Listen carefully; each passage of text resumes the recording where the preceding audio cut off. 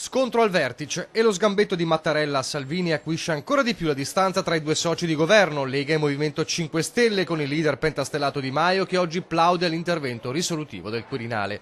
Sorpreso, amareggiato, chi ha deciso al mio posto ne risponderà. Ha affidato in un primo momento a queste parole il suo pensiero, Matteo Salvini, dopo aver saputo che il capo dello Stato aveva sbloccato lo stallo della nave Diciotti con i 67 migranti a bordo e che attendeva di attraccare a Trapani.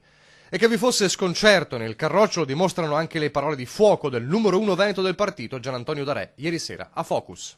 Non è nelle sue funzioni, non è nelle funzioni del capo dello Stato smentire o indicare, può dare delle indicazioni, dei consigli, ma è il capo dello Stato, non può entrare nel merito di una cosa come questa. Vuol dire che siamo passati ad una repubblica presidenziale.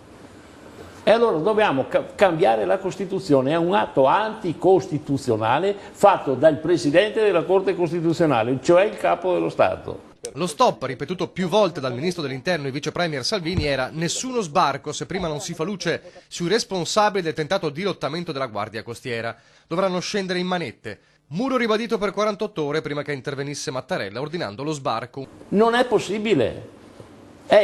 Questo è un atto illegittimo del Capo dello Stato.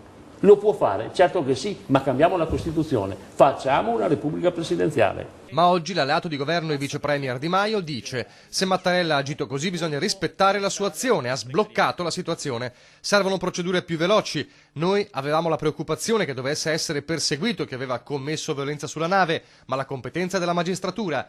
Che Salvini abbia esagerato o meno non me ne frega niente, continua. La cosa importante è che con l'intervento del Presidente si sia sbloccata la situazione. Anche perché i contorni della presunta violenza a bordo sono poco chiari. Nelle ultime ore intanto Salvini ha ribadito: mi farebbe arrabbiare se coloro che sono sbarcati finissero tutti a piede libero, ma sul capo dello Stato ha cercato una ricucitura. Non si è mai intromesso in quello che ho fatto come Ministro dell'Interno, io non ho niente da chiarire. Se comunque Mattarella vuole capire cosa ho fatto, io sono a disposizione.